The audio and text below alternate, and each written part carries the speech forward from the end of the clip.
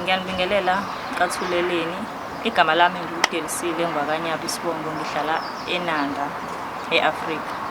Ngihamba noSiyabonga wakaMathe. Besifisa ukuthi nisiphe usizo. Umfana unenkinga ye-ID. Sezamile ukuyithola isitifiketi unaso kodwa i-ID akayitholi. Ngezathu sokuthi kuthiwa kufunakala umzali. Umzali wakhe ukhona kodwa unenkinga yokuthi akaphilile kahle.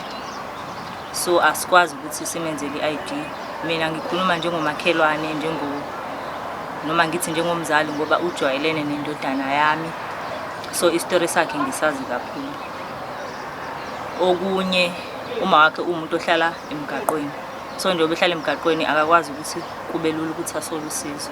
Besicela ukuthi mabe ninosizo ekwazi ukusiza ngendlela engisiza ngayo. Nokuthi makuthi kukhona mhlawumbe umuntu ongawazi ukuthi asiza nge-mentality kama wakhe akwazi ukuthi asizakale ngoba nayo leyo nto iyamfrustrator. Even nasesikoleni wagcina esedropa ngokuthi i-ID akanayo, even yaka-matric ngikaze akwazi ukubhala. Naleyo ne-trauma yakhe umzali wakhe umbona zonke insuku umdlula elele emgaqweni. Nakho lokho kuyamphazamisa nasemqondweni. Even though engayona ingane ewiki kodwa nje ngiye ngibona ukuthi nakho lokho kuyamphazamisa. So mabe ukhona usizo likhona engasiza ngalo noma odokotela noma yini akwazi ukuthi umzali wakhe athathwe naye agcine ethole ne-ID. Ngiyabonga. Ngiyabingelela, igama lami Siyabonga Mathe, ngihlala eNanda eAfrika. Isizathu sokuthi ngibe la ukuthi bengicela usizo bandla mayelana ne-ID because angikwazanga ngisho ukuqeda isikole ngenxa yokuthi i-ID bengenayo nezinye izinto eziningi.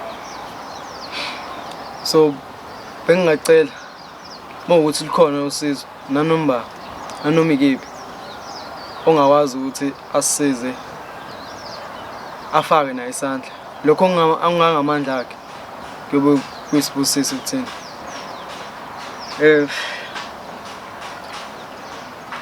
Ngifuna usizo nje hayi ngami kuphela, nginomama kanye nengane zawethu ababili abancane. Umama uhlala emgaqweni and zonke insuku ukumbona kwakhe emgaqweni awungithokozisi, nasemqondweni awungiphathi kahle. Ezinye zezizathu lezo engagcina ezangenza ukuthi ngigcine ngingakwazi ukuthi ngiqedele isikole.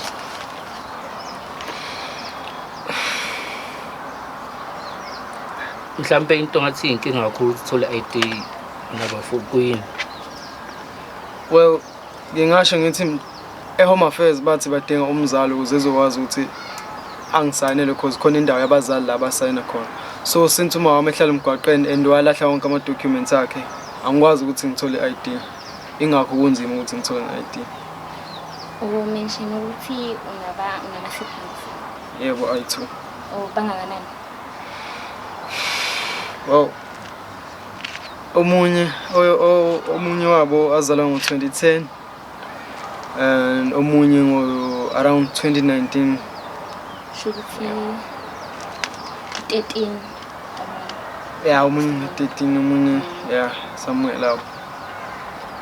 And anginayo sure but itifiketi zabo bona ngathi sasisezikhona uma wayezenzile, but because uma walahla yonke into ayikhona ukuthi siyithole njengamanje. So bengingacela ukuthi nalapho usizo kumele ukhona.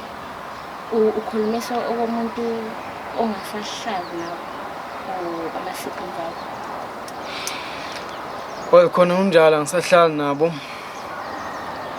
ngezathu sokuthi indawo yokuhlala iyona besingenayo and umama esasebenza sasiqashile kodwa ke waphela umsebenzi.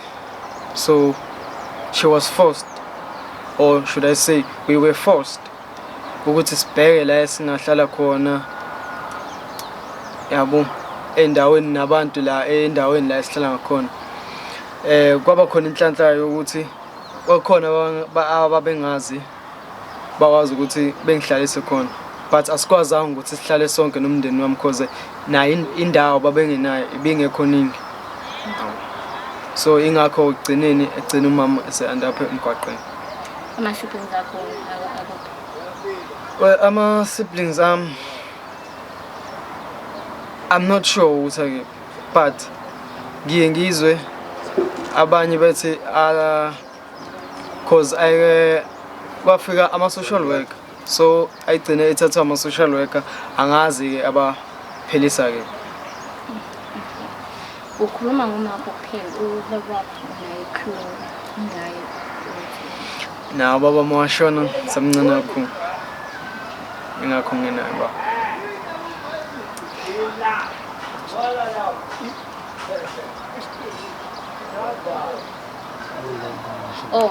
Umama akho sekanesikhathi esingakanani?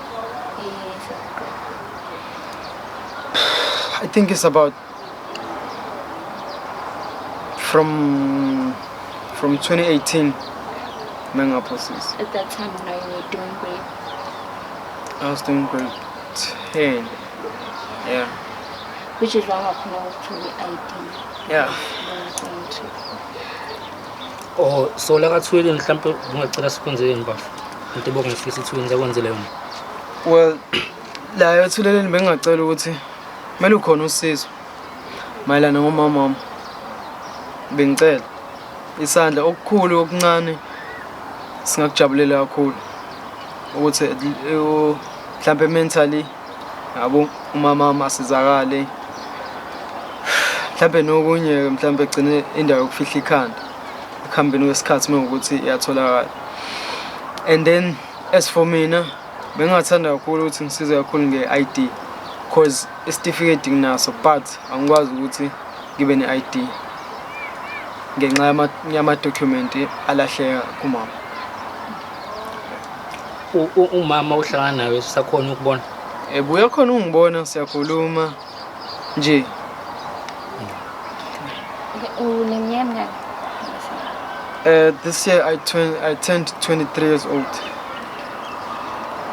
And should be because you're the first son. Yeah, I'm the first born.